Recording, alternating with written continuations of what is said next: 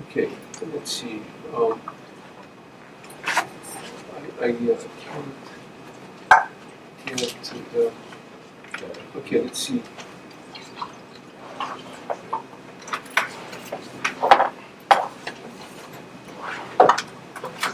Might be that will work. I don't know.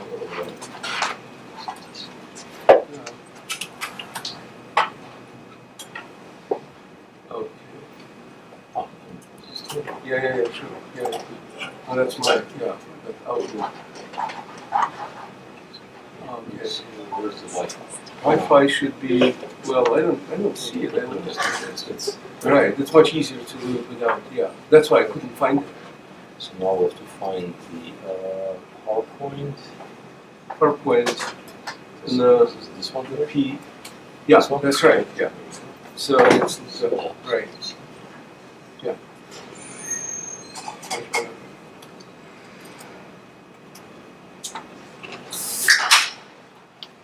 So yeah, I'm originally from Armenia, and I was an astrophysicist at the Bureaucratic Astrophysical Observatory, studying young stars. So my major interest was how stars form and how they behave as toddlers first to get to the point where the age of our sun to become a stable star. And there's a lot of physics are involved. It's mostly the interplay between plasma and the magnetic field. So the magnetic field and plasma compete with each other and eventually create a lot of very interesting physical processes. So and then when I moved to NASA, I continued my study and I became a part of the Hubble Space Telescope team, studying the young stars, the corona, the outermost, hottest regions, which we're going to talk about a little bit today. And then, just about 7 years ago, I decided to start doing the solar projects. So I suddenly realized the sun is a star, and it needs really careful attention.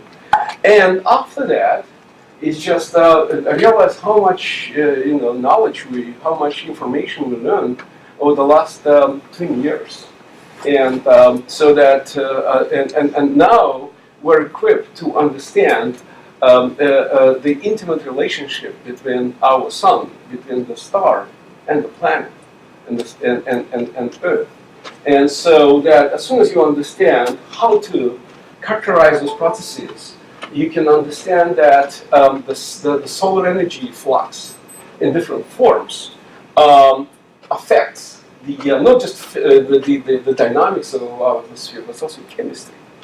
And so I will talk today mostly about dynamics, about physics, but we will talk about chemistry. So the major question that we want to, the most ambitious question is about, are we alone in the universe and how common is life? So we have so far one data point, right? Our Earth. So that's the only thing that we know, and we're going to start. But so, if we can understand the uniqueness of life, or the generality of life, and the laws that control life, the chemical processes, chemistry of life, then we probably will be better equipped to try to find the second Earth. So and in order to do that, we need it's a very interdisciplinary study. We need to work together with astrophysicists, heliophysicists, planetary biologists, and chemists, and engineers, because I will end with the technology. Once we understand the framework, what to find a habitable planet, we should move to the next level to understand how to build a space telescopes. Not just any space telescope, but space telescope cheap enough to be approved by Congress. That can be launched in the next 10 years. That's my goal, to see something happening rather than that we have now a lot of projects on 20, 50 meter telescopes, but that will take gigantic efforts, and so we want to do a little bit in a smart way to see that how can we come up with stronger signal with the cheaper telescope, okay? And for that, we need to understand how the systems work.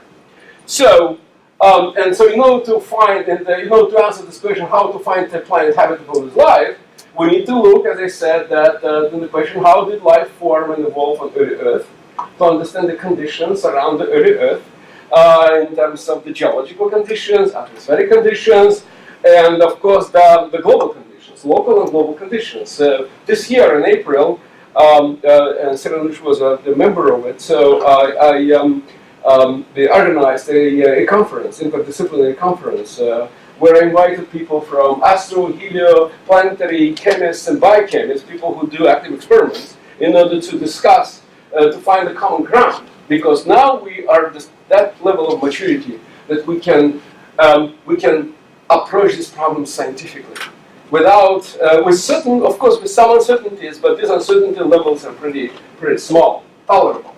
Okay, and so what's the role of the young sun on the origin and evolution of life on early Earth? And once we understand that, we can answer the question about Mars. So that's the next frontier, and we now have a couple of missions that the one is on the way, the one in 2020, Mars 2020, that will also be extremely important in order to answer the question whether Mars is a second data point, okay, of life or not. And the 2 points is already statistics. So, and how can we detect young Earth? This is the basically, once we understand chemically, if we can reproduce the chemistry of life in a lab, and then and if the observation detects something, then we can answer the question. So this topic was completely out of, I would say, scientific realm, and just about before 2009, because all we knew, it's 8 planets in our solar system, right? And if you ask a question, do we have planets like Earth in our galaxy? The answer would be probably, with no data points at all. So then we had this mission, the evolutionary mission. You probably heard about Kepler Space Telescope. It's about like a meter diameter telescope. And the nice thing about this telescope is, imagine that you take one region of the sky, okay, and Cygnus constellation. So just any arbitrary, nothing special about it, okay. But you sit and stare, okay, sit and stare for 4 years. Imagine that I can take you and look at you for 4 years. Every single second, no vacations day, no lunches, no breaks at all. And imagine that each pixel represents in this space a certain part of your face. And then I'll take this time series and try to understand the correlation, spatial temporal correlation between different pixels. But you need to keep in mind that here, every single pixel is one star. That means that Kepler was a unique telescope that was basically following the lives, the hidden lives of 150,000 stars at the same time for 4 years, okay, in optical band. No X-ray, nothing else, just optical band to see that how light varies with time, to see what's going on, whether we can get anything. And but the idea was that, imagine that if we're lucky, and if we have a planet around it, so the planet orbits the star, and sometimes it transits. It basically passes, across its disks, right? And as soon as it does, you will detect the dip, a certain dip, right, of light, the reduction of light, and by looking at the characteristics, the amplitude, and the time, you can get a lot of information. Specifically, you can know what kind of planet are we talking about, this distance, and then if you do the following observations using so-called radial velocity observations, because when the star, it's not actually the star orbits planet orbits the star, or it's basically the star and planet, they move around the common center of mass, right? So, and because of that, if the planet is massive enough, then you can detect the wobbling of the star. So this is the radial velocity of the star itself. It's easy to detect. And once you have this sensitive technology, you can do it. And back to 1995, the Swiss astronomers were first who basically detected the first Jupiter-like, pretty massive Jupiter-like planet. And for the first time to show, actually speaking, it was detected, by an American scientist from University of Pennsylvania Alex Wolzon that I know, and he told me the story that he found this, but he couldn't believe that the Jupiter-like planet can be so close to the star, because it doesn't happen here. It's very unknown territory, and you need to have wild imagination in order to say that, wow, it can happen, that's a planet. Yeah. So we're looking at the intensity of the light, or we're looking at the Doppler shift? Well, from the transit motions, it's intensity of light, right, and from the complementary observations, from the spectral observations, you can also look for the Doppler shift. And once you have two, you can know mass of the planet, the size of the planet, and the size of the planet from transit observations, mass of the planet. So from there you can calculate the density. You can know whether it's a planet like Earth, or it's with a density about 5.5 grams per cubic centimeter, the average density, or it's a planet like a Jupiter with the density about like from 0.7 to 1.4 grams per cubic centimeter. Some of them are less than the water density, some of them slightly greater. So it's like Jupiters, and so basically this is very, very important. That was a revolution, and this revolution is still going on. But this revolution opens up a new understanding of whether, first, our solar system, the first conclusion is our solar system is not unique. So we found two planetary systems that the one system has 8 planets, like our solar system. A second one has 7 planets, the TRAPPIST-1. So and another planet, and now we have about like 5,000 planetary candidates. So it's a planetary candidates with number of some of them have 1 planet, some of them 2, some of them 3, and so it's a diversity. So we have pretty diverse architecture. So we understand that. So we're dealing with different environments, and now having this data. So 2975 confirmed planets and 2236 candidates. And so another important discovery made by Kepler was let me first talk about this. This is the statistics. Each data point is an exoplanet. Okay, so this is the planetary radius, and I already briefly described how we find it, and the orbital period. Okay. So what you see here, that's in days. So this is in Earth's radii. So this is 1. It's like our Earth, okay? And we have the orbital period of 365 days, right? So somewhere here. So imagine. So you have planets. Some of them. Is it the radius of the actual planet or the radius of the? No, this is the radius of the actual planet. Yeah, radius of the actual planet, and this is the orbital period, which reflects the orbital distance. So, and you can see that a lot of them, so about 10 is the Jupiter. This is Neptune, okay, this is Earth. So you see that we found a lot of Jupiters, and of course, and Jupiters and Neptune is easy to find because they're massive, they're large. From transit observations, you will have much deeper the depression of light, right? During each transit, and of course, because they're massive also. For instance, Jupiter is 318 times more massive than our Earth. Of course, the radial velocity, the volume will be greater. So that's what we have. And now when we see some kind of patterns, for instance, see that what you would expect. It's expect the homogeneous distribution, right? Everywhere of different types. Planets. It's like on Earth. You can see people of different masses. Well, certain range, with certain distributions.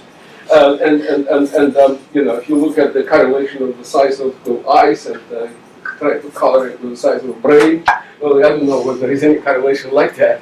But we're looking for different things because we have no information other than our 8 planets, right? And some physical modeling, of course.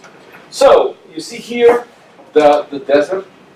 So we lack some planets around. It's pretty close, the planets around some active stars, revolving with the periods only like from 1 to 3-4 days. Okay. Yeah. So all of these planets are identified, if I understand correctly, based on modulations of a light intensity Yes. signal? Transits, right? The transits by Kepler. And then, in order to find, so then they were complemented by the ground-based observations using the radial velocity. Yeah. But what if the star output has very fluctuations in its output intensity? Yeah. So right, that's a good question. So that's why see here. This is the people go through the number of the scrutinize the case. You know, that's why you have confirmed planets and candidates. Mm-hmm. Those candidates go through the scrutiny, through all those filters, try to see whether you see this process or whether its process is, periodic. Because the transition is periodic, right? So if you have otherwise you can have some variability due to the activity, right? So or you can have like 2 planets or 3 planets, so you can basically apply some Fourier analysis and even more sophisticated, the treatment of the time series in order to determine how many planets you have in the system, especially when you have 7 or 8. So yeah, so this is the territory where we are, and the nice thing is that we see some of the planets that are located in the Goldilocks zone, okay, where they are the distance so that the amount of energy absorbed by the planet is enough in order to keep stable bodies of water, standing bodies of water, which can be only happening between the temperature of 0 to 100 degrees Celsius, right? So-called the habitable zones. When people say habitable zones are basically the water zone. Okay. So because the water is a universal solvent of life, and it's the habitable, it's not habitability by itself, it's just the first fundamental requirement for habitability is water. Everything else comes basically later on, which we'll talk about. So this is the habitable zone. You see this green zone, like in Iraq, right? It's also a green zone. So the basically, here you can see that the green zone, it's pretty close to the star for the so-called red dwarfs. Because when you look at them in our galaxy, you see the different types of stars, and so our sun is a yellow dwarf star, so-called G-type star, with a temperature about 50 kelvins, the surface temperature. But if you look at the variety of stars, we are not the abundant. Our sun is not the abundant type. It's only 10%. The most abundant, 77%, is so-called red dwarf stars. They're much smaller. I'm talking about 10 times smaller in size, but they're much dimmer and they're much cooler. So if you just apply, because the stars emit light, they basically obey the black body radiation can be applied fully to them. Then you can calculate that the luminosity goes, it's only fractional percent. Okay. So, and that's why, because those planets, those stars are faint, dim stars, so therefore the habitable zone is closer. And as you go to the hotter stars, the more massive stars, because luminosity and mass are related to each other, you can you can basically create this expected zone where planets can fall into the water category. And you can see the number of them already there. Not a lot, but still already. Yeah. It looks like you're showing Earth with a square around it. Is that Venus as well? Right. And Well, Mars. This is Mars. This is open. So this is Venus. Yeah, Mars should be somewhere here, right? and so if Venus didn't have much atmosphere, then it would be habitable, right? Yeah, and at one point it probably was habitable and probably harbored life. So now the current papers suggest that it was because then Venus was an unfortunate planet because it basically the solar luminosity increases by 10% every billion years, and a billion years ago, and 10% is a big number. Yeah. So, for instance, if our sun, billion years from now, will increase luminosity 10%, so the same kind of fate, the Earth will meet the same kind of challenge and will get into the runaway greenhouse category. So that's why when we say, and that's thanks for asking, because this green band is basically living, breathing band. It depends on the evolution. So all those stars, they evolve, and as they evolve, the luminosity also changes, so therefore it also changes. So that's basically in general way. Venus also in the category of habitable planet, and Mars also in the same category. For the kind of the habitable zone markup is it's a necessary but insufficient condition. Exactly. Yes. It's necessary but Just insufficient. because you are there does not. Right. No. We'll talk about sufficient conditions today. So okay. So another revolution, the byproduct of Kepler was is to find that stars have those It's not a transit. They and on top of the transit they show rotational modulation. And rotational modulation, imagine that the stars, especially young stars, have star spots. It's like our sun has sunspots. They're pretty small, but when the star is young, then it has much stronger magnetic field, and the magnetic field and the star spots are basically the concentrations of the magnetic flux. So here we're talking about the sizes of star spots up to like 10% of the stellar disk, which is a huge number. Now it's only a fractional percent. I mean, the biggest sunspots that you see. And that's why you see this kind of variation. But also you see the spikes on top of it. The spikes are flares. There's eruptive processes that also in the atmosphere, which specifies the energy release, which actually also affect the planet. I'll tell you why I'm talking about it. Okay, so this is basically an if before Kepler. If you see a flare on a star, you write a paper to Astrophysical Journal and discuss it. Now that you have thousands of them, you describe thousands in one paper, right? Not thousands, not in thousand papers. So that was another very important qualitative shift from detection to characterization, and we're now in the phase of characterization of the systems.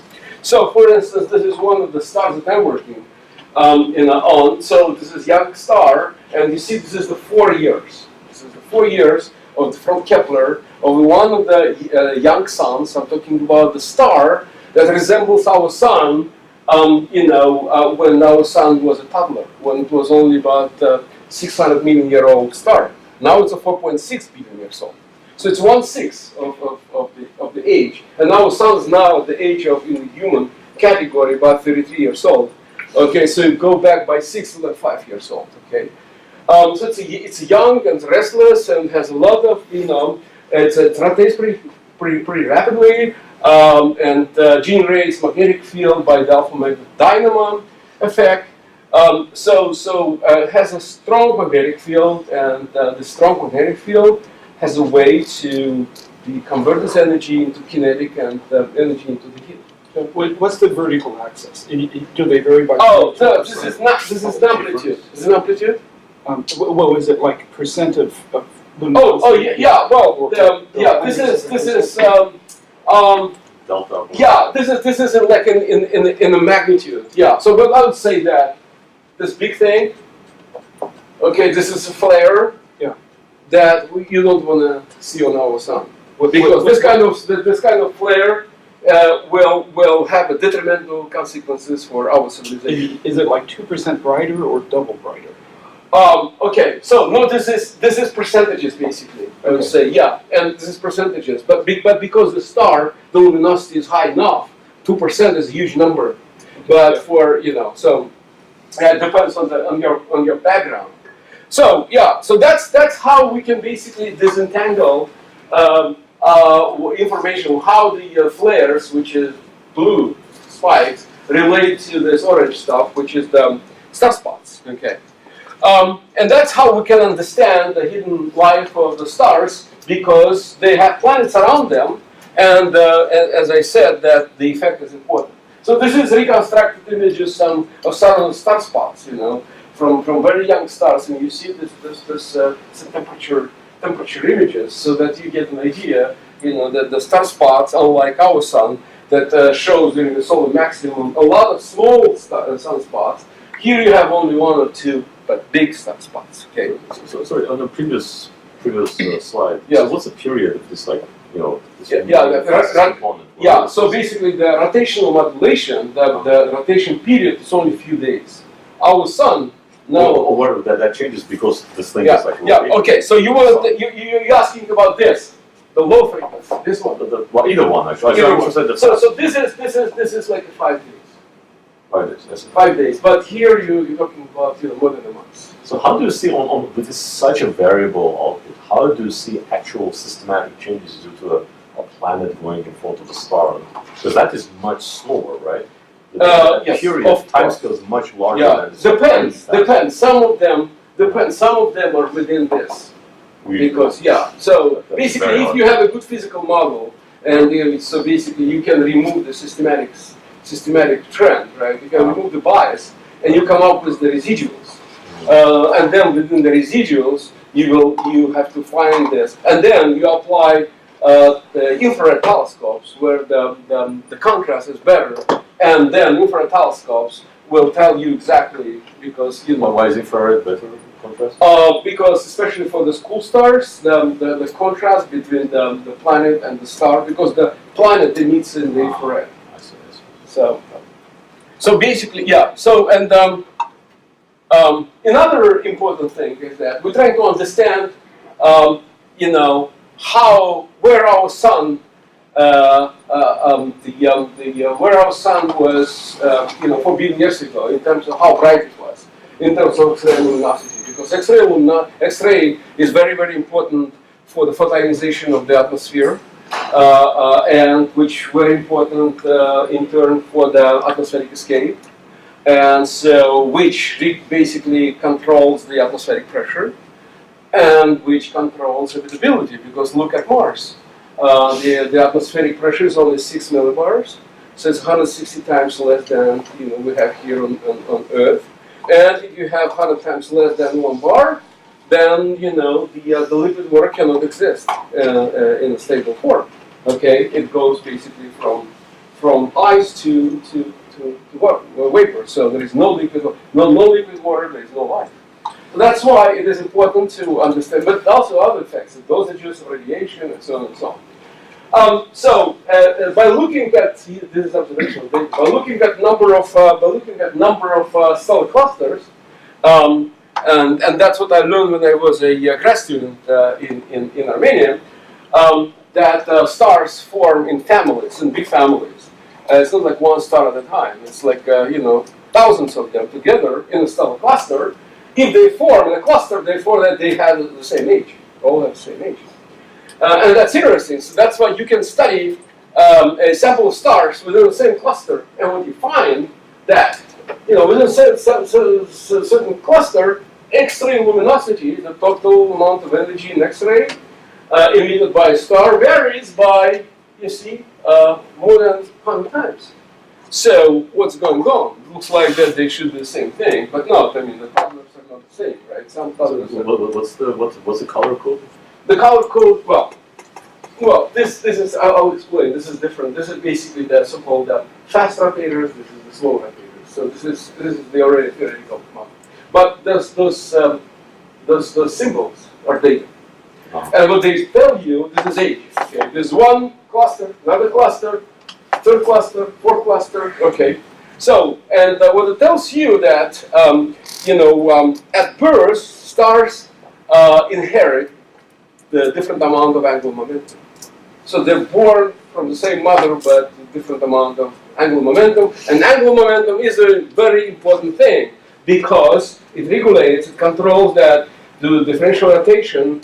How much the magnetic field you can generate and then dissipate, and then dissipation can be manifested as X-ray. Okay. So that's why we understand that. And so that means that our sun pretty much could be fast rotator. That means that it rotated faster. That's why it had a lot of, or slow rotator, or intermediate rotator. Okay. So now, as I speak, we're submitting a paper to a Nature Geoscience where we show from the lunar sample that our sun wasn't a fast rotator. It was probably the slow rotator, because otherwise it's hard to understand,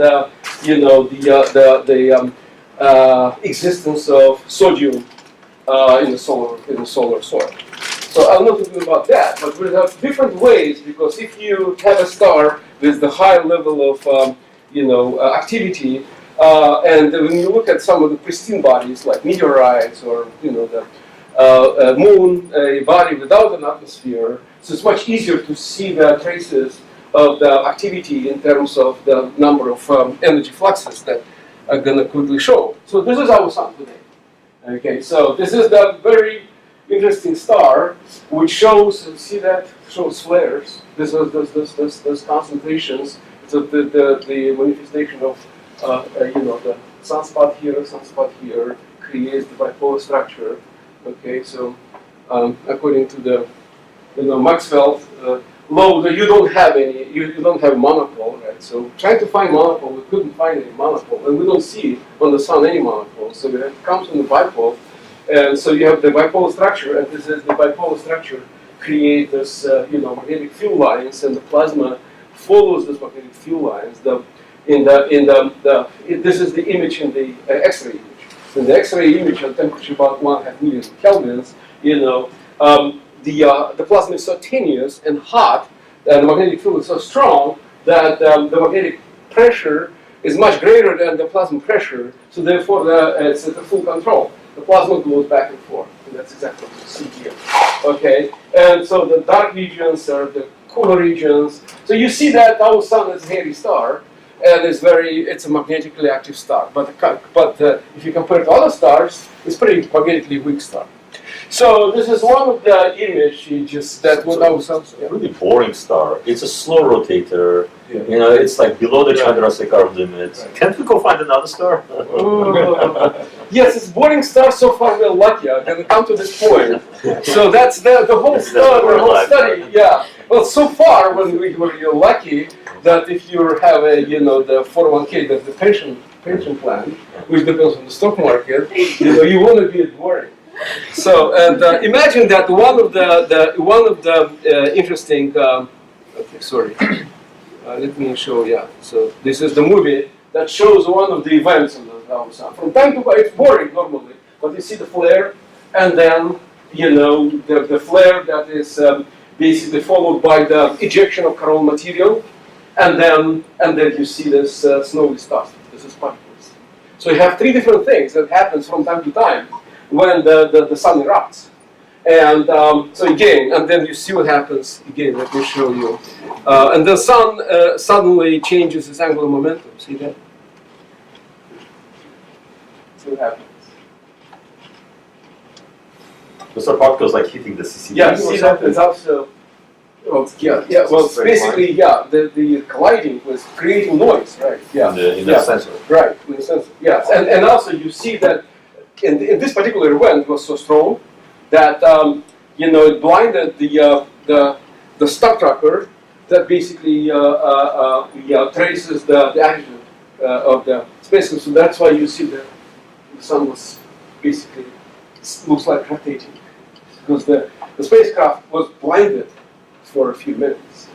So that's why. So that's one of the events of September 1st, 2014.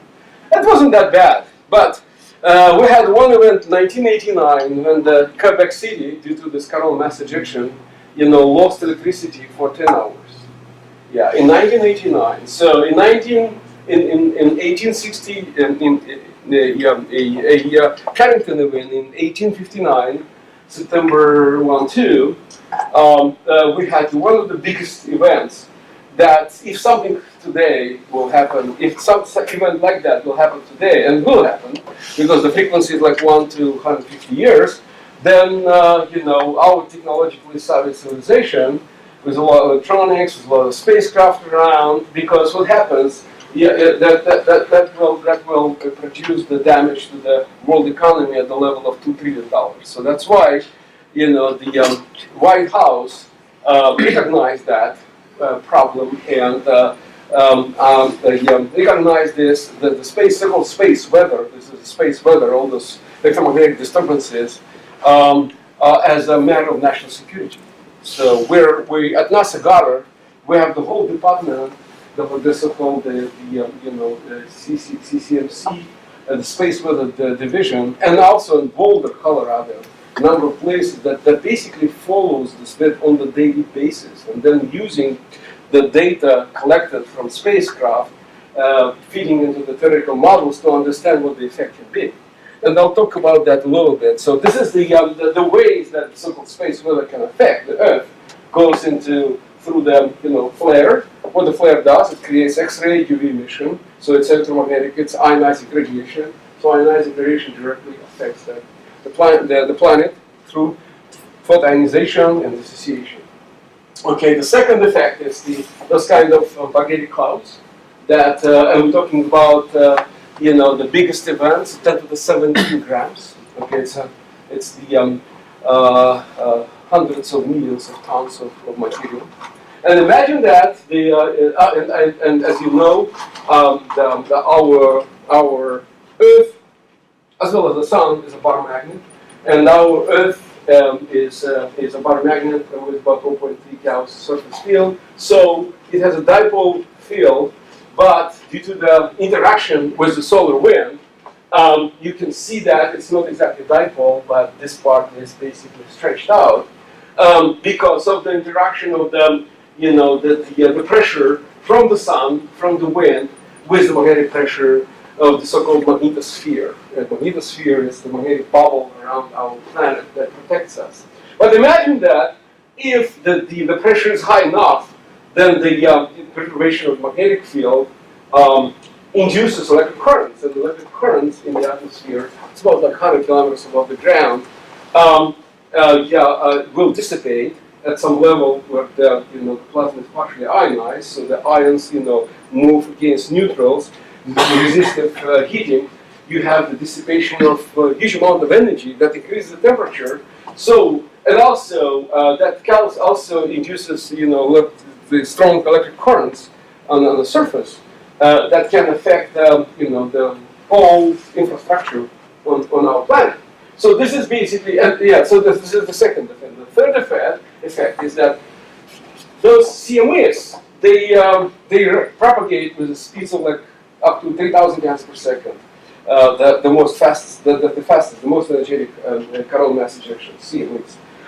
So they basically develop shocks, and those shocks are good places to accelerate particles through so-called Fermi-1 mechanism. When the particle basically, moves, basically crosses the shock front and basically gains energy. And eventually you have, and we observe those every time that we have big flare, so the energetic protons penetrating the atmosphere. For instance, in the mountains, we have those detectors. And then we basically measure the penetration of particles reaching the ground. So, and this is important to know because those particles contribute to the destruction of ozone, and ozone is important for life, for habitability. So it's a very very complex system with a lot of positive and negative reaction, so that affects us. So I want to show the one picture before I go any further, because this is important to understand. So imagine this is basically the evolution of the solar magnetic field that eventually creates this ejected bubble, coronal mass ejection that eventually if it is directed toward Earth, it will interact, and especially the interaction is especially detrimental, can be give detrimental consequences if the fields are anti-parallel, so that develops the current shift, and then see that the interaction creates this kind of structure, the secondary reconnection, particle precipitation, and precipitating in the polar region. Okay, so this is called the space weather. Imagine now if you have the system, our sun, as I say, the boring star, right? And one day, as we can find, so the Kepler data suggests we have two stars, the same boring as our sun, okay, but with statistics, because they're not lucky enough, they showed super flares. They show super flares with the energy about 100 times as big as our sun did. It normally shows. And imagine that it will create the corresponding events with the energy 100 times bigger too, and everything should be scaled appropriately because that's how much of magnetic flux has been stored in the system and then released.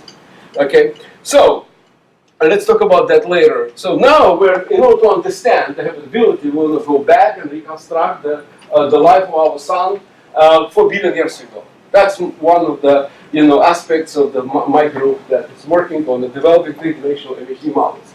So basically, we know from from other stars, because we have a lot of relatives, that the stars go through the phase of the the accretion disks, basically creating the superpituitary stars with jets, and then the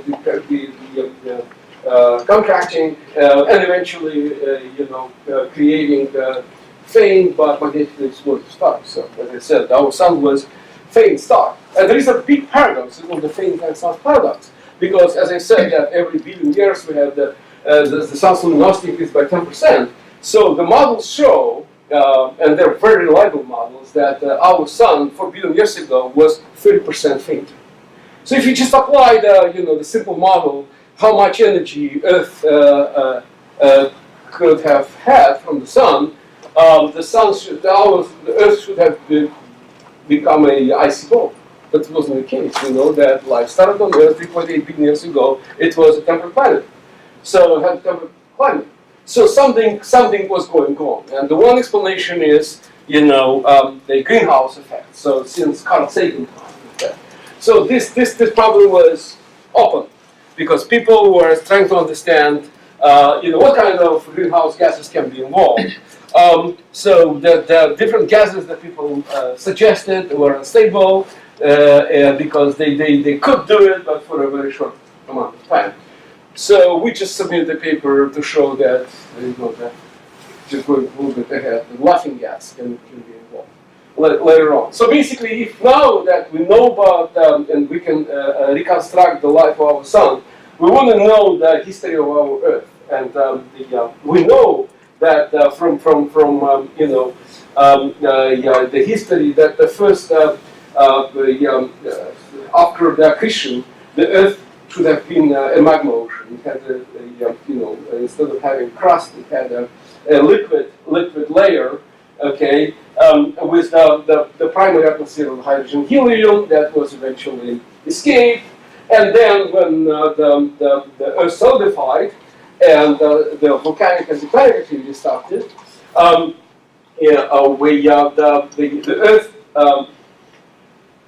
Earth atmosphere acquired molecular nitrogen, carbon dioxide, a little bit of methane, water vapor, and the SO2, the sulfur dioxide. And so this is the most important gases. The CO2, the carbon dioxide was the most important thing, because when you have volcanic activity, the most outgassing gas is basically the water vapor and carbon dioxide. And of course a little bit of nitrogen too. So now we know that was an atmosphere, and then that the Earth cooled down to the point when you had the dry land and ocean, and somehow the prebiotic chemistry formed first amino acids, eventually RNA, DNA, and life.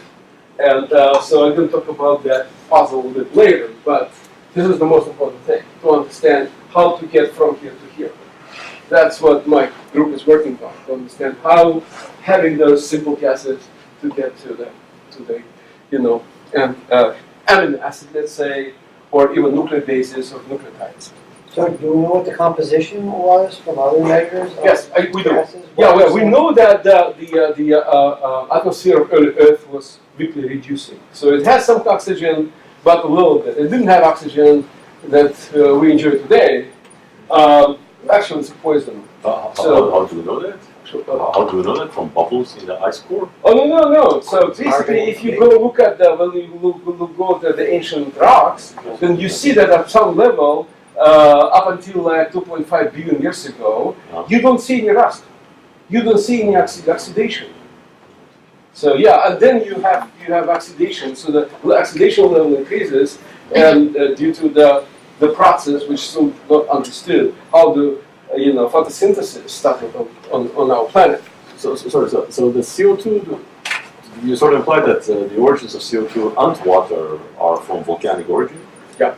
Right. So which mechanism in the volcanoes produces? Oh, it's called the carbon dioxide cycle. So you have the we can talk about that later. It's the whole cycle that I cannot just say one word, but yeah, but yeah, just trust me that the whole geological record and the whole current science, pretty firm in terms of the carbon dioxide and the water vapor. So this is the major gases that our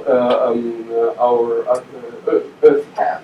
So basically, I explained this Young-Son's paradox. So this is also important thing. So therefore, if you want to explain two problems, right? You want to explain also the Young-Son's paradox and the formation of the first biological molecules, right?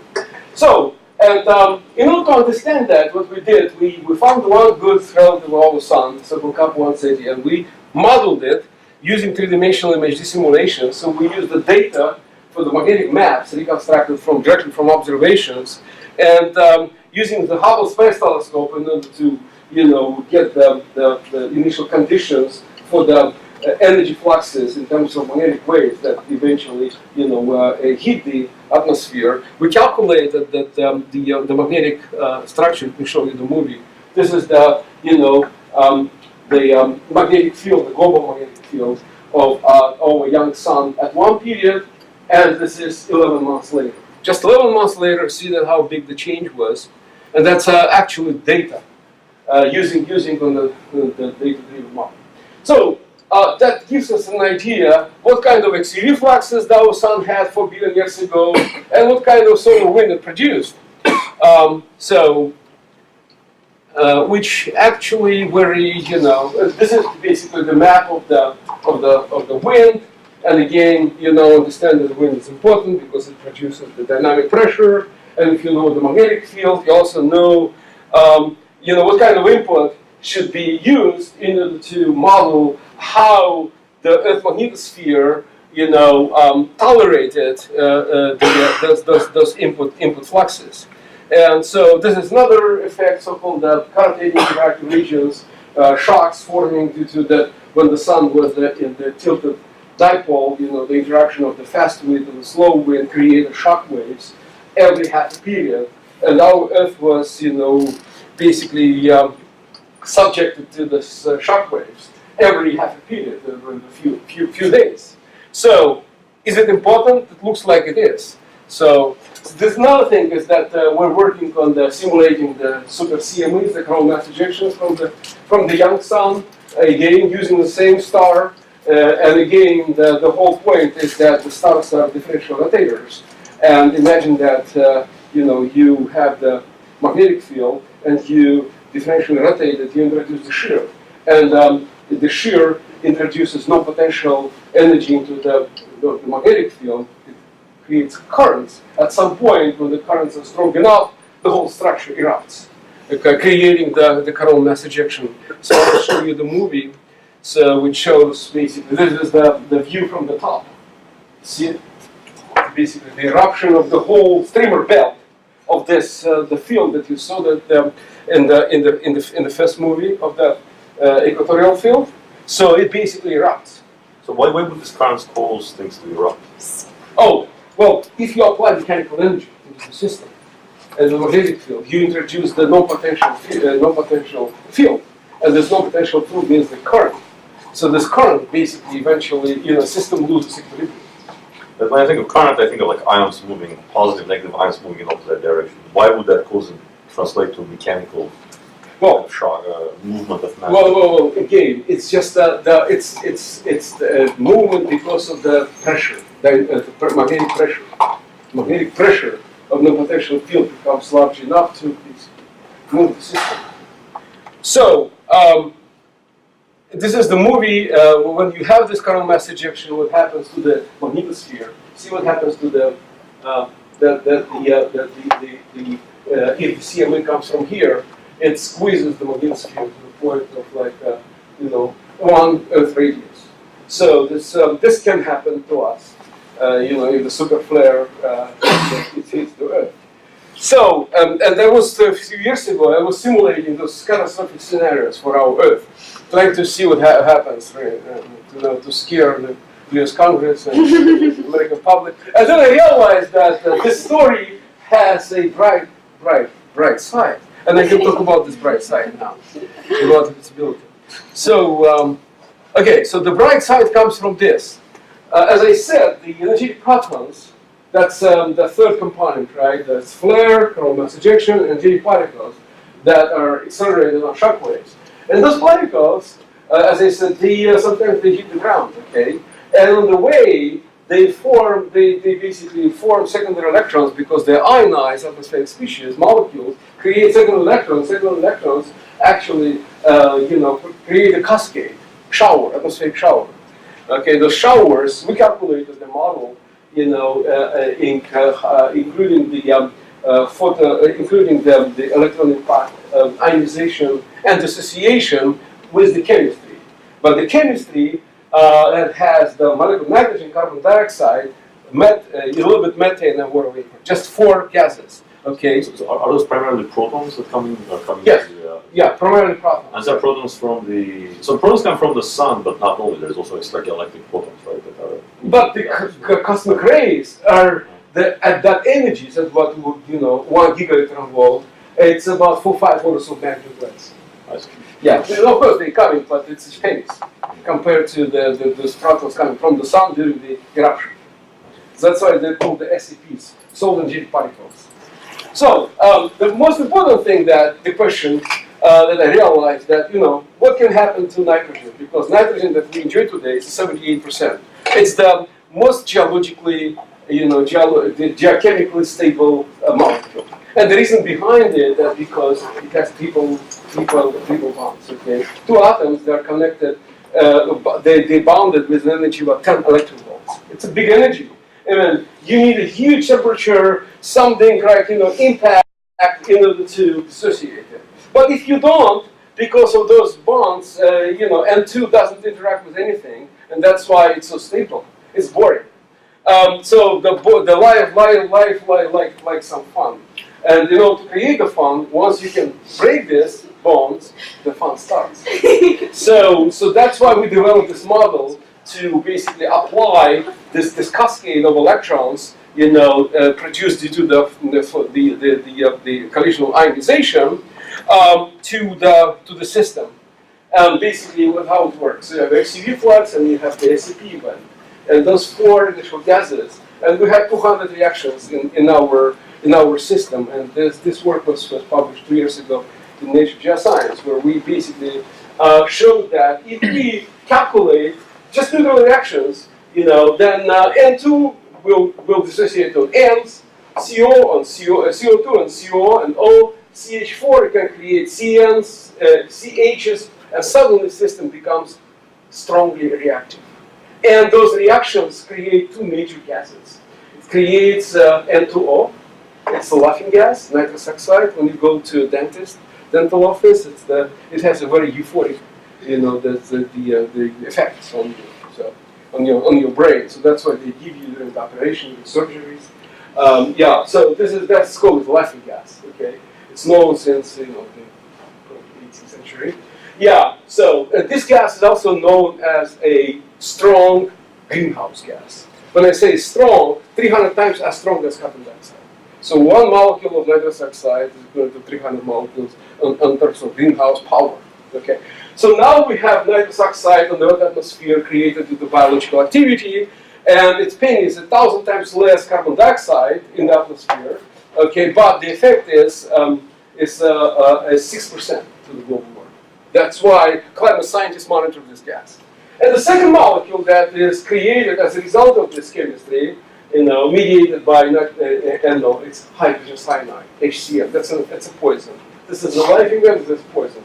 This poison that you cannot buy, on the internet, on the Amazon, because it's a poison. But this poison is extremely important. And when I got this, I didn't realize that this poison was one of the cornerstone precursor molecules for life for biochemists.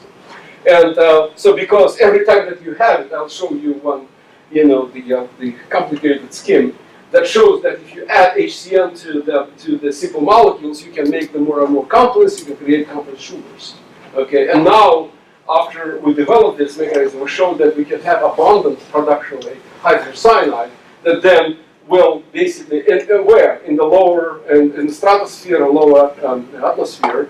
The hydrogen cyanide will dissolve into water, create formamide. And then, the organic chemistry can be taken from there.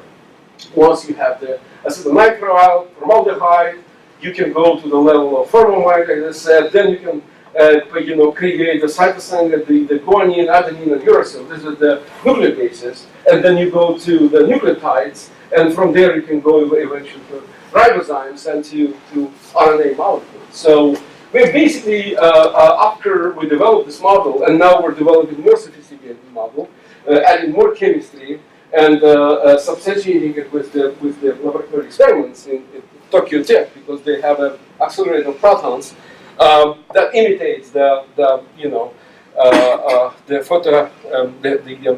showers and impact ionization and dissociation. I don't quite understand. So you have the HCN. Is it gas or is it? Yes, as a gas. Right. All right. So how does this get down? HCN is as a gas, as a molecule, then interacts with water vapor in the clouds. Okay. And then precipitates down and creates formamide. And the formamide is another kind of organic liquid, which is much more stable and much more beneficial for biochemical reactions than water itself. That's the whole idea. And so when this paper was published, I was contacted by a number of biochemical groups saying that, let's work together because, looks like that we had only lightning since the Miller and Moody experiment. Right. But, lightning is some kind of episodic process, but our sun was the strong, source of energy, a pretty frequent event. And it could have, we showed that it could have supplied the strong, the pretty large yield of amount of particles per year. So I'm not going to talk about the details, but the whole idea is that, by reconstructing the life of our sun and knowing about the frequency of the energy of the events, we can reconstruct the energy of the protons, and this is the science where we employ the new hydrodynamic models with kinetic models, and to calculate the spectrum of those particles, because the slope is very important, and we showed that the young sun had the slope, the Fermi 1 acceleration much more efficient because of the shocks were stronger. So more particles could reach the 20 kilometers, within 10 and 20 kilometers, in order to create HCN and nitrous oxide, and then basically stop the simple sugars. So basically, from the and this is the recent model. What we did, we started to collaborate with climate scientists, and the climate scientists that basically calculate the three-dimensional models of the global climate, global warming.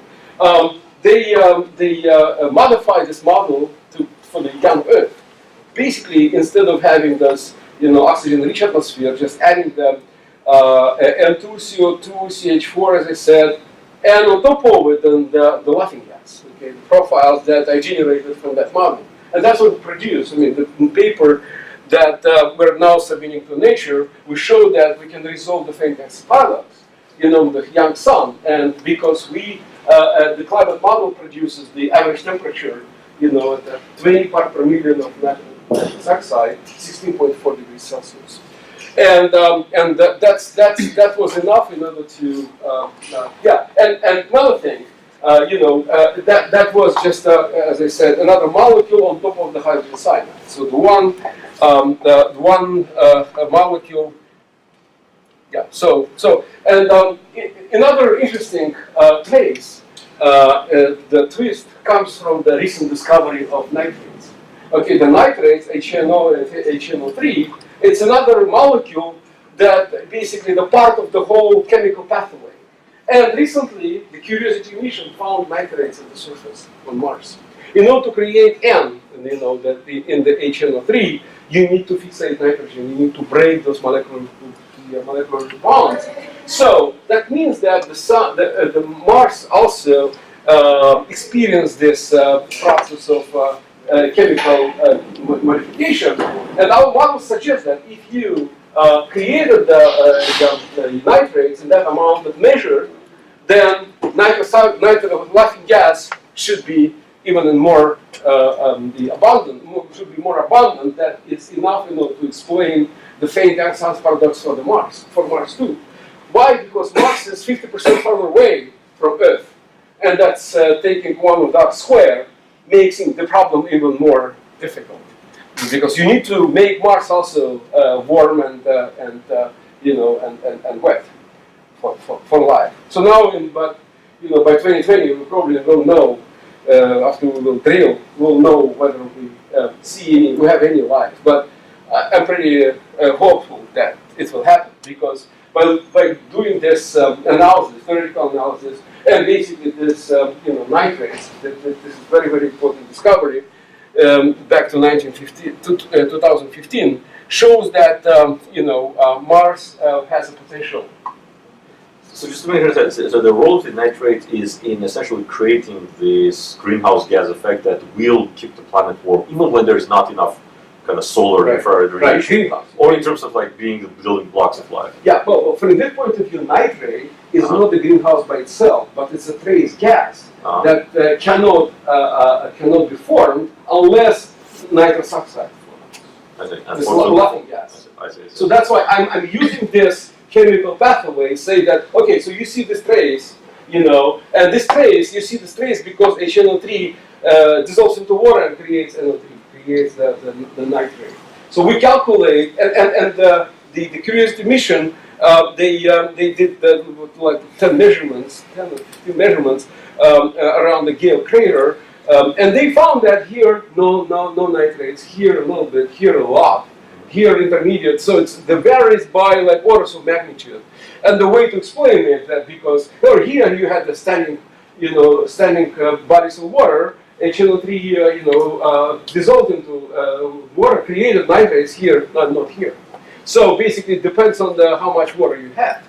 But because those two, laughing gas and nitrates are chemically connected as a result of the same chemical pathway, you can reconstruct how much N2 it basically implies. Of course, on Mars, the environment is radically different from Earth in that there is no magnetosphere. So it doesn't have magnetosphere now, but it did have magnetosphere because we have some residual magnetosphere. It has magnetosphere. It's just it lost magnetosphere, a magnetic field, about 3.8 to 4 billion years ago. But the whole evolution, because it's a small planet, the whole evolution, thermal evolution, occurred much earlier. So it pretty much could happen that the life started on Mars first and then on Earth.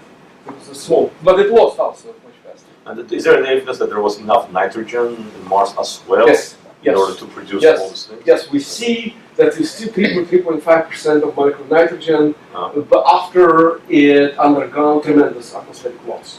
Because of the surface gravity, it's only 40% of the gravity of Earth. So yeah, and we see molecular nitrogen everywhere on Pluto, and on Venus. Even people say that of 96% carbon dioxide, 4%, 4% of nitrogen. But in kilograms, it's by a factor of 2 greater than on Earth. So the nitrogen is very universal thing, universal gas, and according to our model, it is absolutely necessary. It's important. If you look at all RNA, DNA, N is there. But N is a part of the fixated N2. It should get there from the very beginning, from the prebiotic molecules. And our experiments also show, let me show you some of the results. So this is basically the Miller and Urey experiments. I'm already going to in a few minutes. So you can see there, if you have a lot of methane and ammonia, okay, and a little bit of water vapor comes from here, and then you be exposed to a spark, okay, like lightning. Then you produce, and then you go home. 2 weeks later, you see a lot of amino acids. Okay, so that was the revolution to get organic stuff from inorganic stuff. Okay, but the first thing happened not in 1953. It's in the 19th century, in 1870, when they created urea. So from the inorganic to organic. You have energy.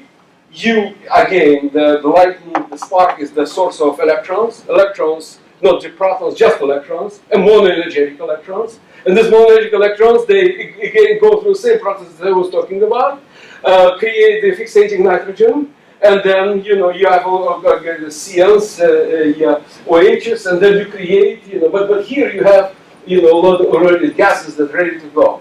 So unfortunately, in our supermarket they don't sell these gases.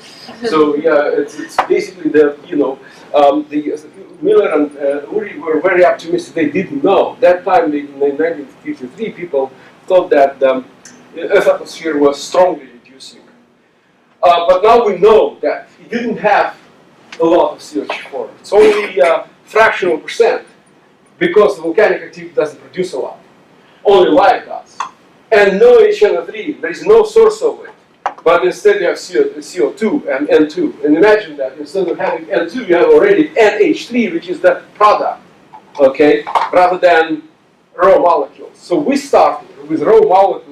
Unlike these experiments, we start with raw molecules. I'm going to guess that the reason they didn't think of cosmic rays back in 1953 is people knew very little about cosmic rays. Right, of course. That was, yeah. Nuclear physics. Right. So lightning was the only source, of course, yeah. So basically, this is the results of our experiments that, again, submitted, for paper. Basically, imagine what we did. We redid the Urey-Miller experiment, okay, but with 3 different sources.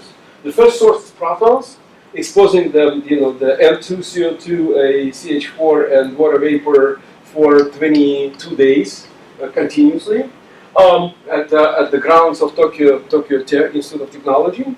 And then studying the G-value, so-called production of particles per unit energy spent. Okay, so that's how much you produce.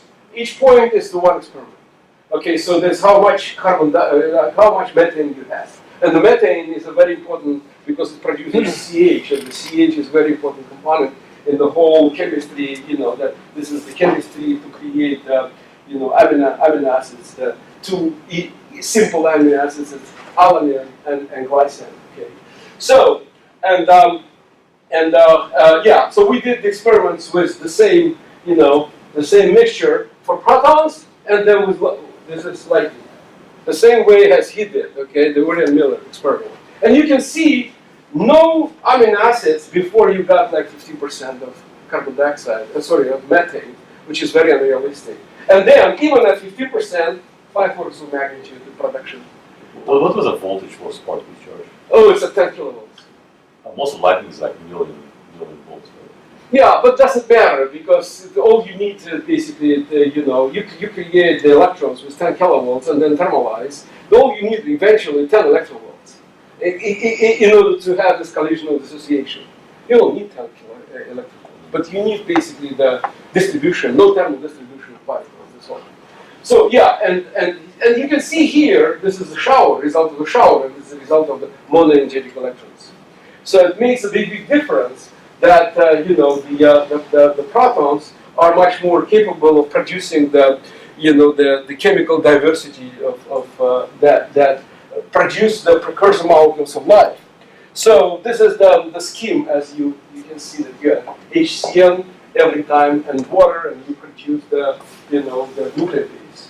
So I'm not going to go through the jungle of biochemistry, but this is all you need to look at this. Okay, and the pharmamide, you see that you put the HCN and you add water, as I said, in the clouds. And that's how the chemistry works. So eventually, the point is that in order to have life, you need the Zeus, and the Zeus is our sun. Okay, that basically gives the energy, and so when talking about habitable zone again, water zone, the water is cheap. It's everywhere, right? But life is expensive. It's expensive because it needs energy sources. It needs energy sources that are applied quasi-steady state for millions of years, because you need to accumulate these molecules. Okay, so you basically have this cooking dough and water, and you produce the life cookies from the amino acids all the way to the RNA and DNA. So once we know that, we identify the intermediate molecules and we know what to look for.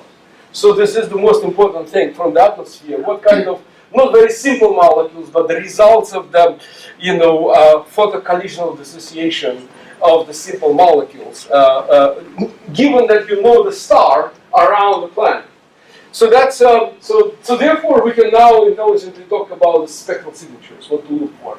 So this is one of the last slides. So this is the carbon Earth boring, only carbon dioxide. Okay, only one observation. What does carbon dioxide is carbon dioxide. I mean, it's the result of the carbon cycle. See the carbon dioxide. This is the Venus. This is O3. Okay. Also you see O3, but it's pretty narrow.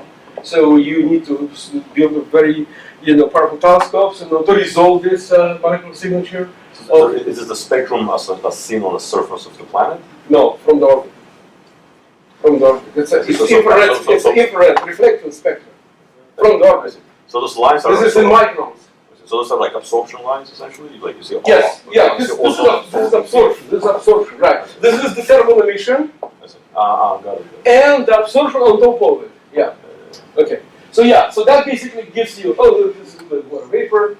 Okay. The carbon dioxide, and that's it. Basically, if you look from space, it's very. If you don't see this, it's hard to say that we have life on Earth, because oxygen. But now the second question is that how typical the oxygen is.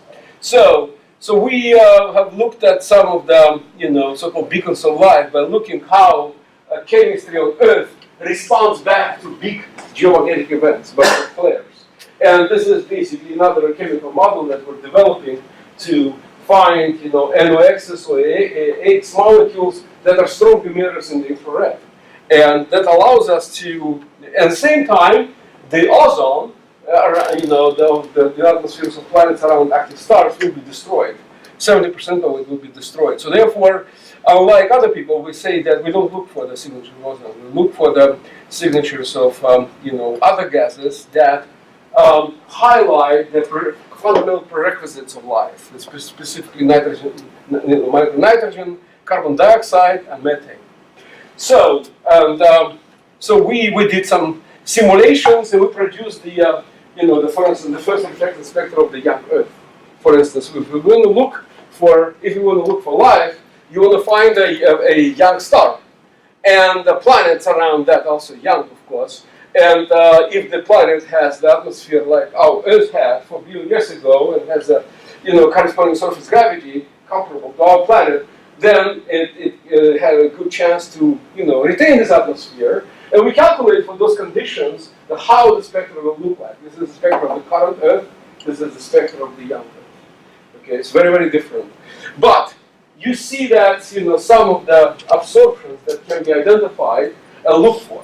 So now, the wider the absorptions, the easier the telescope they build, because that you have to go for the signal to noise rather than for the spectral resolution to resolve those small things.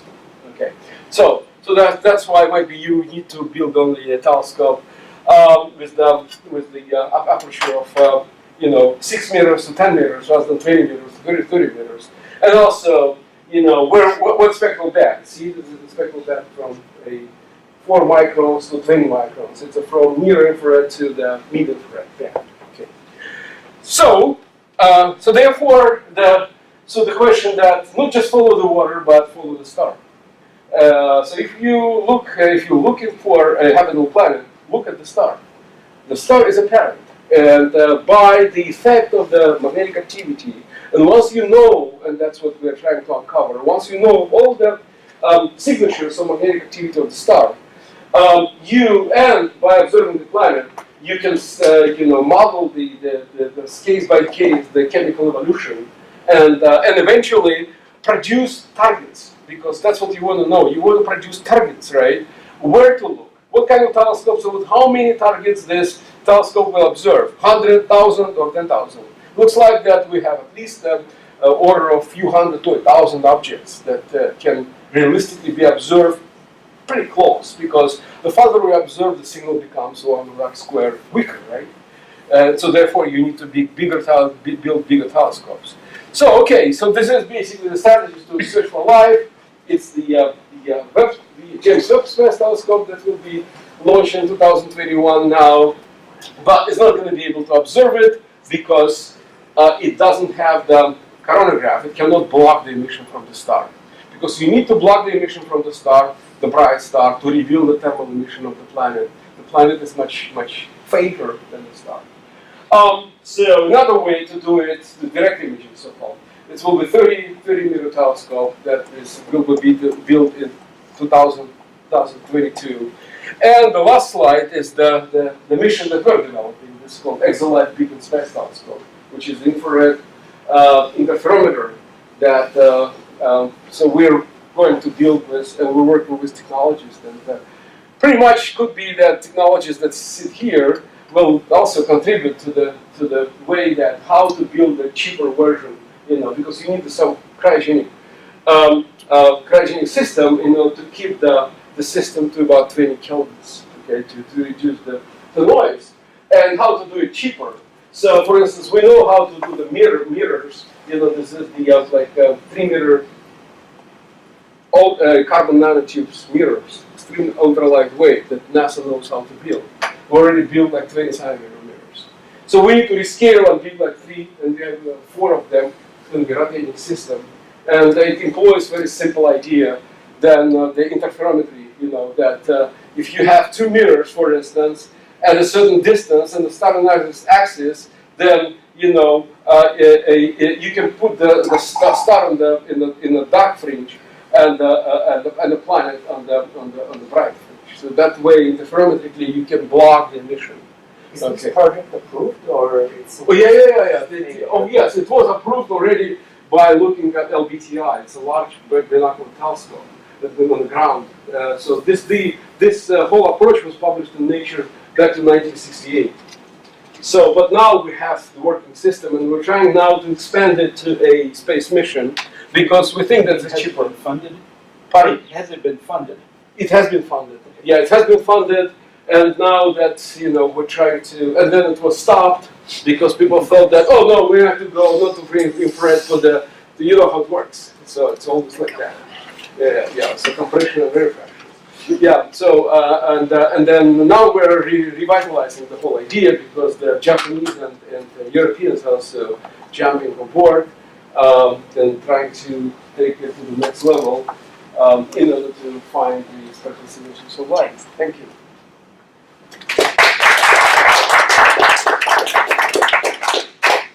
Any questions? A quick question. Well, thank you very much. So, Yeah, I'm sorry that I overwhelmed you probably with a lot of material, but unfortunately, to understand the thing, you need to see that, understand the different aspects. So, yeah. Very interesting. Thank you. more about the thought experiment. Apologize if it sounds trivial. So it sounds like there had to be a certain flow of the flares, that is, irrespective of the distribution of flares, certain intensity. Frequency, right. Irrespective of distribution. Right, distribution. So right. that combined with a certain flow of the volcanic activity would have a requisite degree of the concentration at each intermediate stage of the chemical pathway. Yes. Which would allow us, I guess, would estimate the transit time of each intermediate step. That is, the time that a certain concentration is present, that I imagine would be required for a certain amount to be generated. Basically, you build this concentration. You deposit those molecules, they precipitate down. Okay, and then we also have, I didn't talk about it, but actually, of course, you have to create those molecules, and then the molecules have to come into contact with metals. And then the more complex molecules employ the chemical energy of metals. The metals serve as catalysts for the more, so, and then what you need for self-catalysis, you need to create certain, and that's what we're developing now with the Center of Biochemistry at Georgia Tech, that I'm not a biochemist, but learning a lot from them. But we find that looks like that the RNA that we have, it's the evolved RNA. It's basically over the last 4 billion years. So, but we can, by decomposing the modules of the RNA, we can say, oh yeah, we can see that much simpler modules resembling functional the same way. It can be functional the same way to store the information. So, and for that, you need to, use, you need to have them on the mineral surfaces, the molecules on the mineral surfaces, and then you need to have the wet-dry cycles. It's like, tight. So you have some water, that water creates the more complexity, and then you dry it, they become much denser. Yeah, I guess what I'm looking at is a synchronization problem. In other words, if there's a certain flow of the flares or frequency of flares, there has to be a certain amount of nitrogen initially for to produce the Okay, the answer to your question, our sun was active for the first 500 million years. However, we know that other stars, a little bit cooler than our sun, can be active, as active, not for 500 million years, but for 1-2 billion years. That means that you can have different, much wider conditions when the planet is ready to absorb this amount of energy that basically solidified enough, so basically you can have the diverse scenarios. It's just only one data point that we have on Earth. But what I'm saying is that we have certain classes of stars, they're called K dwarfs. Our stars are G-type stars. A little bit cooler than our sun, but they retain magnetic activity much longer. We observe them, So, and if they have planets, those planets are much luckier because they can be ready to absorb and for the chemical. That's what we call it, for the chemical modification. So in other words, let's say independent geological observation would show that the timeline essentially corresponds to what it can calculate by looking at the flag. Right. So basically, this scenario also answers the one fundamental question that the life can only happen when the planet is young, when the star is young. So life could not have happened now on the planet because life again needs this, amount of energy that can be sustainable. So I actually had a question about what it means a young star or old star. When I think of young or old, it simply means the elements that are in the core that are fueling the not only the young and the elements are more or less the same. The most so-called metallicity. Most of the depends on where, in what part of the galaxy stars form. If they form in the not in the downtown, but in the not on the outskirts, but somewhere in the around Beltway, then you have enough metals in order to to initiate the processes of magnetic field generation, and then you need metals in order to serve as a catalyst for the biochemical reactions. You need metals. Assuming that you basically satisfy the general requirements of the chemical abundance, which is very general. It's always there.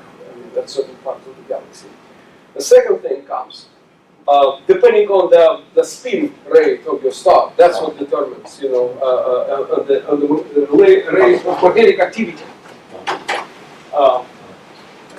The rate of magnetic activity. Which basically specifies the amount of the energy flux that is available in order to promote the. So what happens when a star becomes older? What is it that actually changes? If a star becomes older, it spins slower. I see. And magnetic field is the magnetic flux is much smaller. So that means that you don't have you have much weaker eruptions, which are less frequent. And the spin of the sun is like some residual spin that it got during this formation. It's like The star was spun down. angular momentum that is got Exactly. when Right. it's Right. uh-huh. Because the angular momentum was lost due to the solar wind and the eruption carbon mass ejections. I see. So the history. Can you tell us a little bit about terraforming scenarios, especially for Mars, and how feasible do you think Yeah. and your models be to calculate everything that you calculate from methanogens? Because I think you didn't mention that. Sorry. Right. So about methanogens. So if you look at the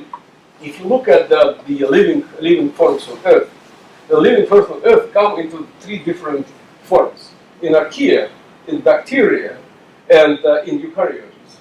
Right. So with plants and animals and us and so on. Now, but let's look at the two first. The archaea and bacteria. Looks like they're a single cell, but why we have two? And they're different.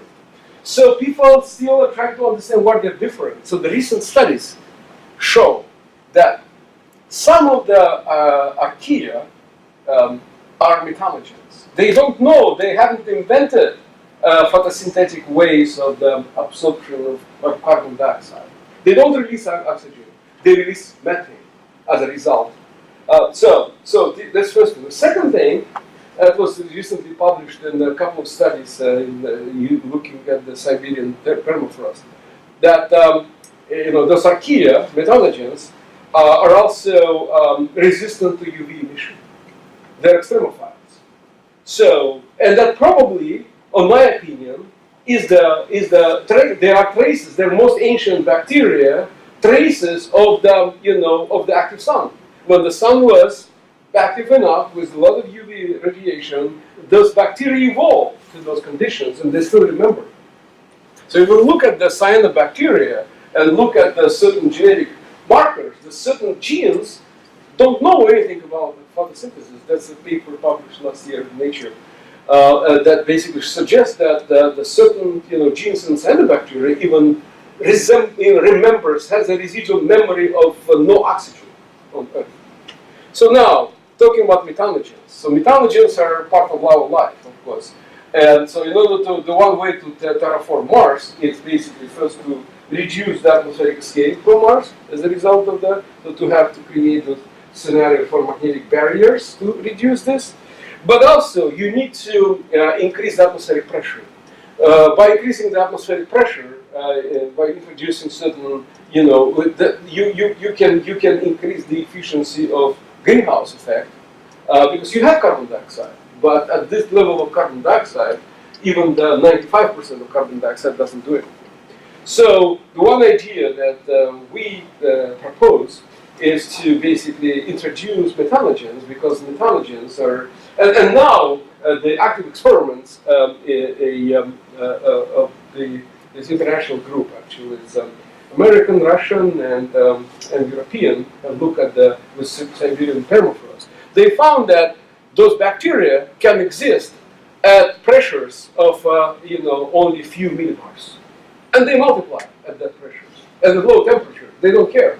They function because and that makes them very viable tools to be introduced in the soil of Mars, and probably to produce certain atmosphere that will. What we need to start melting polar caps. As soon as we start melting polar caps, you start releasing water vapor, and the water vapor is one of the most powerful greenhouses. So It will be runaway process. So this is what I don't get. Like, if you drop the pressure to millibars, just all the water will evaporate.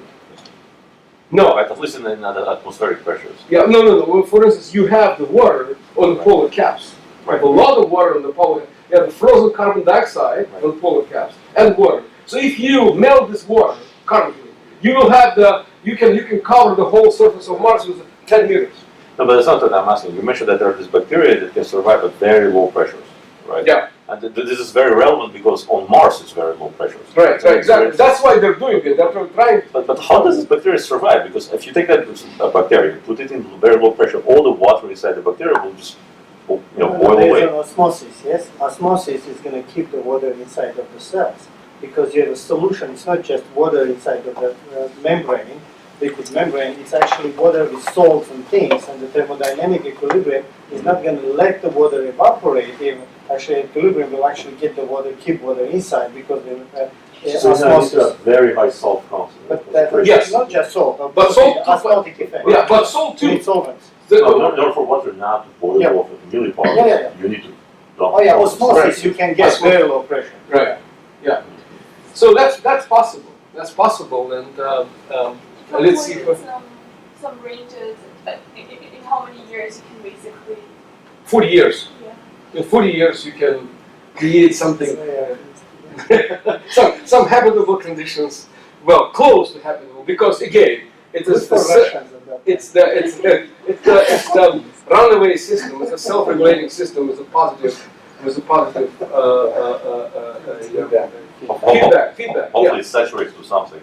Right. Otherwise the whole planet will. Yeah. But I have a question. Yeah. So let's say we did that, and the first solar flare comes, and there is no atmosphere, there is no magnetic field, it wipes everything out. Oh, it can. The point is that the one flare cannot wipe out the whole atmosphere because we're fortunate that now the big flares come very once every like 150 years, and we know that, for instance, during big flares the Earth loses in terms of oxygen, let's say, like 10 kilograms per second. Okay, it's not much. So because given that the flare lasts for, the big coronal mass ejection, I didn't say, lasts for 2 days. It's just 2 days, multiplied by count of seconds. It's not a lot. So you lose a few hundreds of kilograms, that's it. It's not enough. But if you would have had, like 4 billion years ago, those flares, every single day, that's a different story, of course. So yeah, you basically can do that. It is possible, and I would imagine that that would be a way for us to move to another planet if we destroy this one. Should we buy the real estate now until it's cheap? So, can you explain that? So how did Mars lose its atmosphere? My understanding is that the magnetosphere is essentially protects the atmosphere from solar wind. And so if you don't have magnetosphere, then solar wind ionizes the atmosphere, which then causes the ionized atoms, to be not bound to each other and To escape. to escape. Yeah. Then but even if you have an ionosphere, if you have a magnetosphere, there's still X-rays, and the sun is also producing X-rays, which also do the same thing, and the magnetosphere does nothing for X-rays. Right? Okay, so the point is that X-rays. So it's basically extreme UV emission. It's not X-rays. It's basically a few hundred angstroms emission. But the point is that this emission for our Earth is important at heights about 90 kilometers. So they get absorbed. So it's very low energy. Yeah, it's low energy. That's why. So that's why for this mechanism, we use protons, because we have the protons that can go all the way through. That's the whole point. And the X-rays come from just black body radiation from the surface of the soft X-ray. They come from just black body radiation from the surface of the sun. That's No. something else. No. X-rays and UV emission, XUV so-called, and extreme UV emission, something that I showed you from the sun, right? It's a part of non-thermal emission. It's the non-thermal. It's on top of the Planckian emission. That comes from the dissipation of magnetic energy that forms in the upper layers of the sun, the star. So the magnetic field generated in the interior of the star basically floats down, it's buoyant, goes up, and then creates the star spots, goes up, and then due to different motions, it basically reconnects and releases energy as a kinetic energy and as a heating the plasma to a few tenths of millions of kelvin. And that emits. And it's a patchy emission. Yeah. Mostly it's a thermal emission, but it's a thermal emission due to the non-thermal magnetism. Did you know Loureiro in our department? He still studies magnetic reconnections. and the effects that they have on coronal mass ejections. Well, we see we have the whole mission that studies the effect of magnetic connection, powering the coronal mass ejection. From this mission, MMS mission, that's basically is for spacecraft that tracks the magnetic field and plasma dynamics in response to solar wind changes. And so we can measure this reconnection properties. Yes. Probably get the students to ask questions. Have you had a chance to develop similar models for Jovian moons like Enceladus and Europa and see basically if we can find basic forms of life there? Because it's very good question, because at NASA a number of scientists, some community believes that now we have those plans to send a mission, to study possibility of life on Enceladus, on Europa, on Titan, right? They look like have some prerequisite molecules. For instance, they have hydrogen side. But they don't have enough. If you judge based on your model, they don't have enough solar flare flux. Energy flux. Right. Yeah, they don't have energy flux, and what they measure hydrogen cyanide only in the upper atmosphere. But the upper atmosphere, you always can have hydrogen cyanide promoted by the XUV emission, the photoionization dissociation by XUV emission. That's exactly what they see. But it's not the most important thing. The most important thing that Titan and Europa doesn't have water. Water in the form of, it doesn't have enough, the water in and oxygen, doesn't have the weakly oxidized atmosphere. CO. We need the CO, to have this prebiotic chemistry working. So if you have methane, you have a lot of H, you have a lot of C, you can have the methane lakes. That's okay, that's fine. But it's not enough. So the experiments suggest that you need CO. If you have a weakly oxidized, if you have a lot of oxygen, life is not possible. Oxygen will grab those the bonds and will block the formation of more complex structures. But if you have the certain ratio, as the experiment shows, CO to CO2, that's when the initial chemistry promotes formation of pretty complex chemistry. And that's why if we take those results of experiments and apply to those bodies, that's the first thing. The second thing, they're icy worlds, okay, and water worlds. But as I said, you need mineral surfaces. You need metals that serve as the catalyst for the more complex chemistry to produce RNA, DNA type, and they don't have it. So when I ask those people, what do you think about it? Do you know about this? No. So this question is completely open. That's why I'm a little bit negative, honestly speaking. If you take the tools on those two grounds. But of course, I mean, as a scientist, I want to go and see what kind of chemistry you can produce. Alternative chemistry. Maybe it's not life, but what kind of chemistry? So, yeah. I can pretend that I know everything. Well, we know everything. That's why we need to investigate. It is surprising that now we live in an environment with one second strongest oxidizing agent and with the strongest solvent and still are stable. It's the most corrosive environment you could imagine is our current environment. Right. The strongest solvent and the second strongest oxidizing agent, and we are still flourishing in this. But that's the you result could of not do that. Yes, Yes. you could not do that. You could not do it from the very Completely beginning. oxidized. Yeah, for the original life, this is the no. That's the worst condition. The worst condition you can Diluted imagine. and oxidized. There's a question. Solvent being water and oxidizer being oxygen. Yes, it's a biradical. Actually, it's not even a saturated bond. It's a biradical, so it will pretty much affect anything.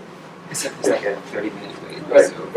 So so for instance, we know that from records that a few hundred million years ago, due to the varying carbon cycle, and varying amount of plants and the amount of land, you had different amount of oxygen. The oxygen amount went up from 31% to down to 21%, and then at some point it was like 12%. So it was varying dramatically. So that's why when people say that we're going to use oxygen as a signature of habitability of habitable world, I say that, well, it's the recent innovation of our biosphere, oxygen. Just over the last 10-15% of evolution of our planet. Why should we take it as a prerequisite of life? Rather than maybe we have to take intelligence, the archaea as prerequisite of life. That was much simpler way to do it, right? And we still don't know whether photosynthesis is a freak of life or it's a law of life. This is also an open question. So whether evolution will allow you and basically force you to invent this. Wait a minute, without photosynthesis, it would be impossible to have any complex life form because you couldn't meet the law of needs, right? Absolutely, yeah, right. But I'm talking about that might be life, most of it is not complex. Right. Just a single cellular bacteria. Yeah. That's what I'm talking about. Yeah. But still, but discovery of the bacterial life would be a revolutionary thing. Yeah, but I'm saying yes. Yeah, I agree with you. Of course, without oxygen, you cannot you cannot meet the needs of metabolic needs of more complex organisms. Yeah. You can survive on sulfur and things in primitive. Right. There was a question. Sure. First, I've heard that life could have started near geothermal vents. Yes. Because that's sulfur-based and the energy is coming from the heat, right? And Right. also, how are we supposed to melt the ice caps on Mars? Well, If we do attempt how can we ice caps?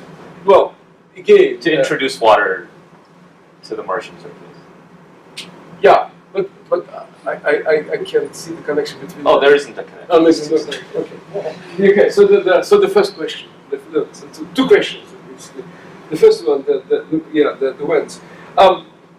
The point is that, in my opinion, this is a result of evolution, because you need to create first prebiotic molecules that then learn how to survive in those environments.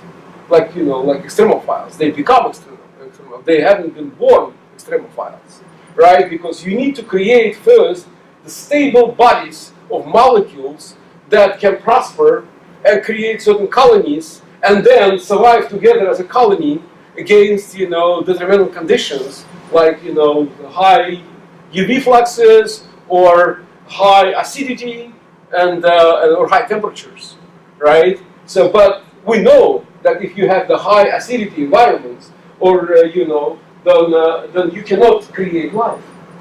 Again, experiments show that you need alkaline environments, a high pH environments, not low pH environments. We know certain prerequisites for forming first precursors of life. What I'm saying is that as soon as those conditions are met, then you can have different environments. That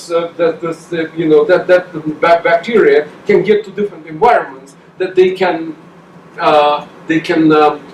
adjust to those harsh conditions and multiply. But they need to harvest the energy. It's all about harvesting the energy. Oh, but it's energy. You need chemical energy. So you need chemistry. Chemical energy. I mean, we're talking about very low potential.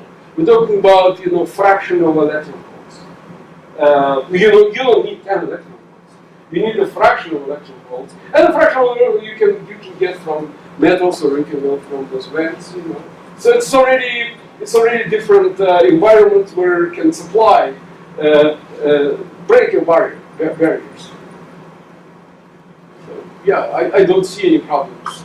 So what I'm saying, this question was we had a discussion with Steve Banner, who is the promoter of these events, the forming of life at the National Library of Congress in Washington D.C. about 2 years ago. And, so when I asked those questions, couldn't answer. Because I said that how can you produce from the first principles life there, and promote when the life cannot operate, cannot form with the high acidity environments. It can adjust to high acidity environments later on, but not to be formed in the first place. So the second question was about Melting ice caps. melting ice cap. So again, so the point is that if we can introduce in a sustainable way certain greenhouse gas like methane produced biologically, right? Or, for instance, other bacteria, again, they are archaea, that you see in Amazon river, in Amazon jungle, that they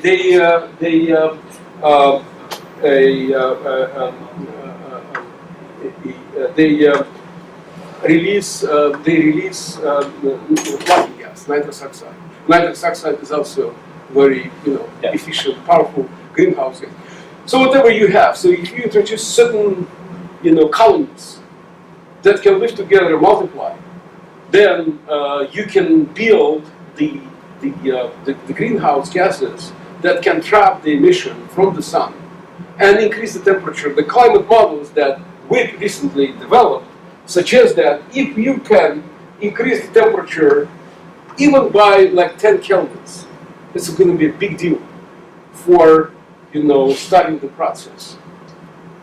So, but again, in the best case, it's going to take like 40 years, 50 years. But still, I mean, it's not a lot, right? Not a billion years. I bet Greenpeace would love this idea. Yeah, but it's going to be a red piece in Mars.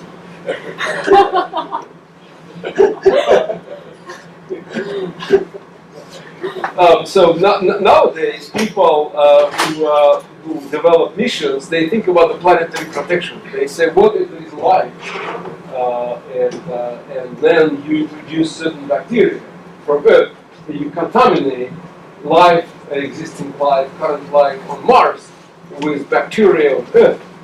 Don't they sterilize all these probes that they send down to every atom? They sterilize the surface, but again, the particles, cosmic rays, with energies, even with energies a few tens of gigaelectron volts, they can go only to like a meter or so below the ground. But that means that if we dig down, if we drill, and we will drill with the Mars 2020 to like about 1.5 to 2 meters, there is a good chance that the pressure is much greater. We know there is a water in liquid state because we see the periodic bursts of water, on Mars. And we have many pieces of evidence that you had a certain environment with like dunes, and then some disruption, and obvious thing that's disruption made by water. So 2 months later. Like brine, right? Yeah. So that means that water exists in liquid state. So if bacteria exist there, pretty much it could exist still. So, but now the question is that what kind of evolutionary path did bacteria took on Mars? Because the evolution is a blind thing. They can evolve in completely different ways. So now the question is that whether the bacteria from Earth can talk to the bacteria from Mars. There are no established bacteria on Mars, obviously, right? So No, not yet. But I'm saying that once they did, imagine that they did. There's a good probability that life in bacterial form exists. And I strongly believe that it's So a possible. few months ago, they found that was seasonal changes in methane, Exactly. That's which could not be explained by volcanic activity. Absolutely right. Perhaps they thought it Yes, could be methane is the result of the biological decay, and that's exactly absolutely right. So that adds another element to the whole puzzle. That probably something there is there. So if it is, my opinion is that this 4 billion years of evolution of survival of Mars, those simple bacteria, they have already covered certain biological niches. They have all those niches covered. So now, if the bacteria from Earth comes, well, unless you have certain amount of it, I would imagine, they will be killed. But it depends on how much you introduce, probably, right? It depends on about a certain threshold. When the colony comes, it can overtake it after some time. So it's an interesting thing. I don't know. It's a completely unknown. Evolutionary colonialism. Yeah, but we probably need to go on. Thank you so much.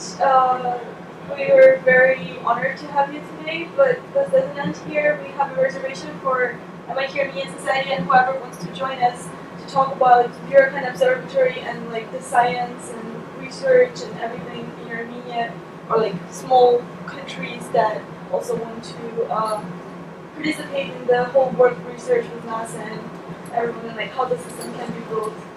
A chat with Professor Airapetian. So we have a reservation in Camera 3 company, right? Yeah. So yeah, we can head there as soon as we want to. Okay, sure. Yeah. Thank you again.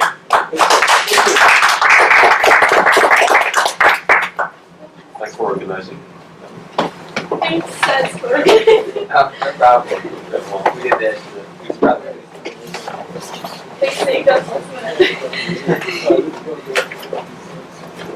yeah, go for it. Take whatever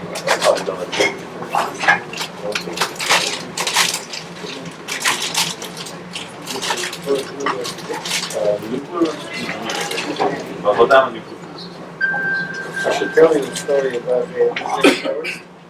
Yeah, One of my friends, I have a physicist, so he is crossing the border in an airport, and then this, so the guy, the passport control guy, asks him, what do you do? He tried to say, I'm a theoretical physicist, and the theoretical in Russian is theorist, which sounds like terrorist. So he's trying this big Russian accent, he says, and he's a terrorist. He got arrested, and I was waiting for him on the other side because he was asked, what do you do? He said, I'm a nuclear terrorist. He means theoretical physicist and nuclear physics. Applying for He coming in the country, he got arrested immediately. It took me 8 hours to get him out by explaining a terrorist doesn't mean he's a terrorist. It means he's a theoretical physicist. nuclear. Yeah, he's theoretical. He wanted to say theoretician. He's Russian. The reference is theoretic. Yeah, He was not trying to be theorist, but he was theorist. He was not physicist, he was okay. Theorist. This is yours. No. This is My parents studied with a guy who twice tried to smuggle uranium from Armenia to Georgia and got caught both times. yes. Yeah. What was he gonna do? He was not a good physicist. What was he gonna do with the uranium? He was wanting to sell it to someone. First time he tried to smuggle uranium outside. Here, I- companies, right? Take whatever you like. I'm just gonna swear. Second time he tried to smuggle uranium, which is nothing. But first time he was caught, he was put in jail in Georgia for 5 years. The moment he came out, he tried to do it again. And when you go through Sadaflo, if you travel to Georgia, you go through Sadaflo, there's this big yellow panels on the left and right side. These are the radiation detectors. And he triggered both of them 4 times. And it's so easy to shield things that he... You know what it is? There was Not a good physicist. there was an old joke about this, right? Like during the lecture. As soon as the professor, did I hear you say that Earth is going to be destroyed by like in 1 million years? And the professor, no, I said in 1 billion years. Like, oh, okay, professor, you sort of scared me. We can take all our stuff and like go off, and then we'll take probably 2 Ubers. Right, actually the place is very, very close, so we can walk. Oh, okay. It depends on what you want. Chemistry Brewing Company, Yeah. Walker. Yeah. Gotcha. Yeah, it's a 10-minute walk, but we can Okay. What is more convenient for you? it's And the square. And the square. Yes. Nick, thank you so much. Oh, no problem. It was Yeah, my pleasure. Can we, Our pleasure. can we Yeah, you got also your. use Got the the... document. You know, I couldn't find. I got it right, mine, because I couldn't. Oh, that's the one. Oh, this is. Yeah, that's mine. Oh no, I no, think no, that's this yours. is But the ours. one that I You gave me. gave you. Oh, is that one? This is No. not this one. I Big Armenian No, that configuration. one. You know, I'm looking. Oh yeah, I got it. Yeah, it was a little bit. Yeah, that's okay. I'm not sorry about the video that you did. Oh. Also for me. The videos are gonna Yeah, Thank you so much. Hi, bro. It's a pleasure We to should mark. meet Yeah, thanks for. Yeah, no, you can talk. All I have to do now is eat. And some olives. Yes. Oh yeah, thank you. I wanted to give it as a gift.